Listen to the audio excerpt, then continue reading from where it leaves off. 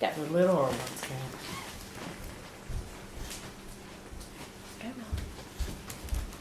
One at a time. Huh?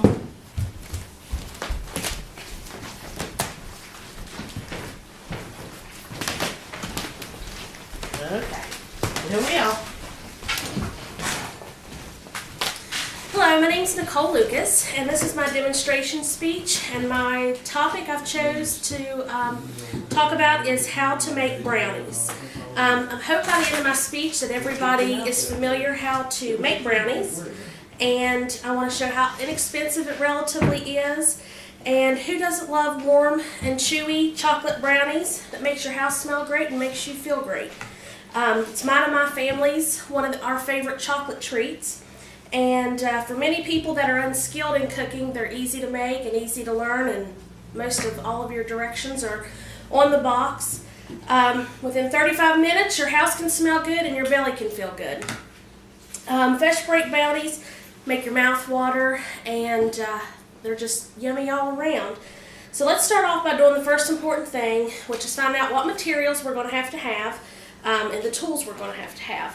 You're going to have a medium-sized mixing bowl, 1/4 cup of water, 1/4 cup of vegetable oil, cooking spray for your brownie pan. You can use a 9x13 pan or a specific brownie pan, which is what I chose to use. 2 large eggs, and you're going to need a storage container with a sealed lid. According to the Betty Crocker cookbook, this is the preferred method. You can actually store these in an airtight container, and then you can also freeze them for up to a month.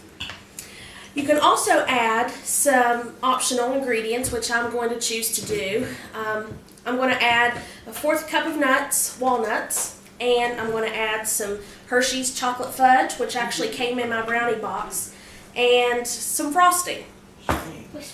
The brownies that I chose to use is just a regular Betty Crocker average brownie box. Directions are on the box, so I suggest that you follow the directions. First thing that we're going to need is a whisk. We're going to whisk our wet ingredients. We're going to mix them in with our dry ingredients, so we're going to need a spoon. You're going to need a pair of scissors to snip the top of your package in your brownie box, and also for any optional ingredients that you may need. You're going to need a large knife once your brownie's cooled to frost and to cut. And then you also need a spatula to pour your brownie mixture out into your brownie bowl. And then I'm going to use some toothpicks to insert to make sure the brownies are done. And then you may want a cloth or something to keep your hands nice and dry and tidy and clean up your workspace. So the first thing we're going to do is I'm going to wash my hands. From there, we're going to preheat our oven to 350 degrees, as it says on the box.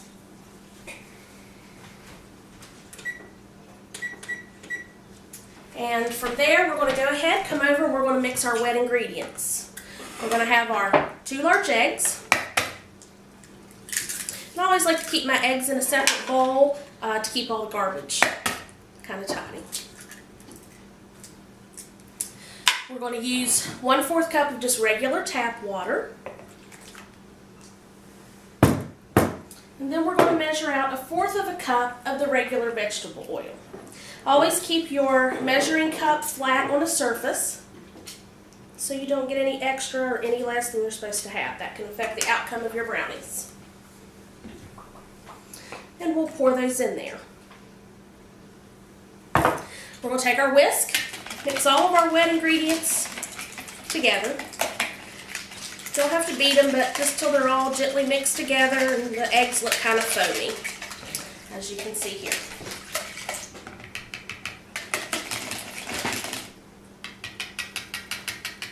And this is where your paper towel comes in.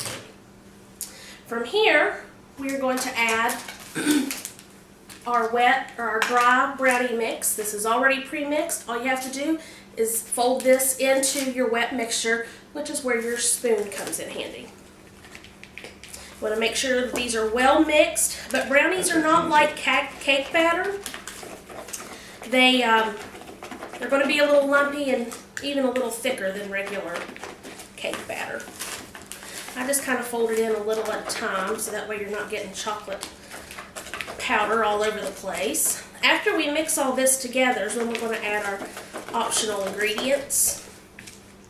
Like I said, you don't have to do the optional ingredients, but I think they make them a little easier, and you can typically use whatever you have in your house. Like I said, we're using walnuts and chocolate fudge, but you can also use cream cheese or chocolate mint candies or any other kind of nuts, maybe some Reese's Pieces for a chocolate peanut butter mixture, just anything that you would like. I keep all my garbage back in my box. Mix them well.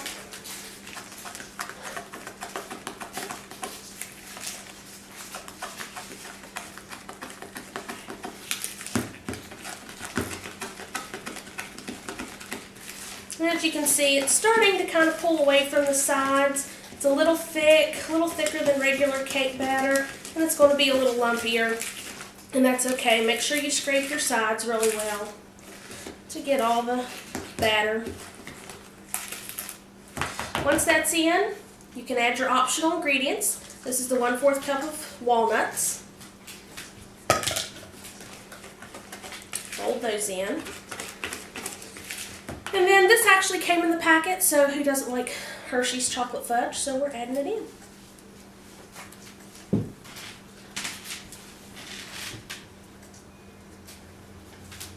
And just like that.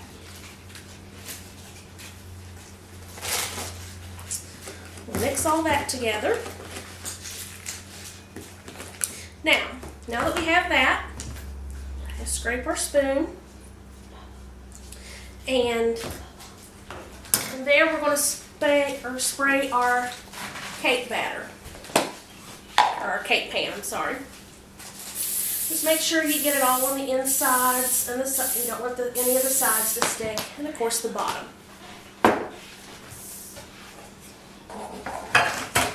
And here you're just going to pour your brownies in.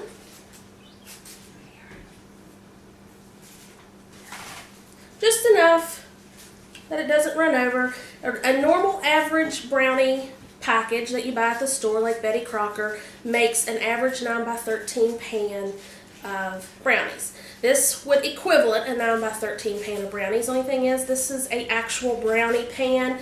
Kind of cuts your brownies for you. But if you didn't have this, you would have to use a knife to cut your brownies into squares. And also to frost them.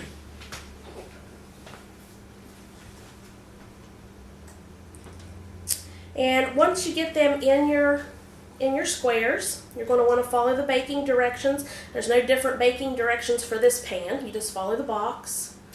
You want to sit them in the medium rack or the middle rack in your oven. You don't want to put them too close to the bottom because they will burn.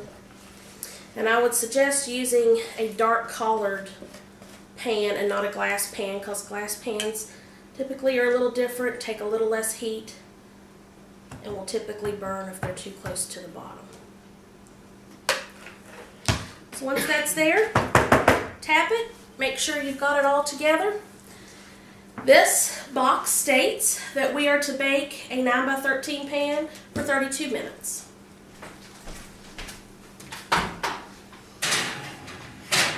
Stick it in the middle. We're going to set us a timer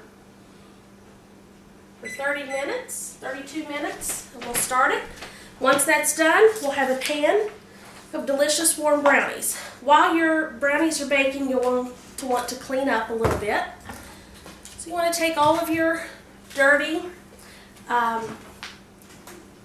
items, put them in the sink, put away all your other things, throw away your used items.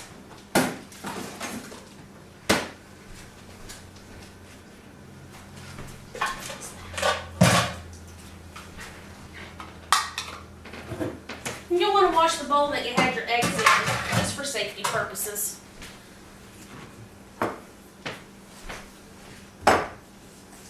And once those are all put away and your brownies bake, you're going to want to insert your toothpick.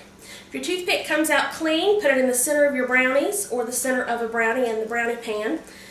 When the toothpick comes out clean, your brownies are done. Or another option is you can look at the brownies. They're starting to pull away from the sides of your pan or have a slight crack in them, then they're done. You're going to want to allow them to cool for about 30 minutes. And then frosting is optional. You don't have to frost. Some people like frosting, some people don't. So when ours cool, we're going to frost our brownies. You're going to want to make sure you turn off your oven. And once everything is cool, your brownies are frosted or non-frosted, like I said, you can put them in the storage container. Make sure it has a good seal, and you can either freeze them or enjoy them. They'll freeze for up to 1 month. Thank you. That's my demonstration for chocolate brownies, and I hope you've learned the simple and the cheapest way by buying a regular box mix for around $2 at your local grocery store. And the next time you're hungry for a sweet treat, check your cupboards. Hopefully you'll have some of the optional ingredients and all the needed ingredients to make warm, chewy chocolate frosted brownies.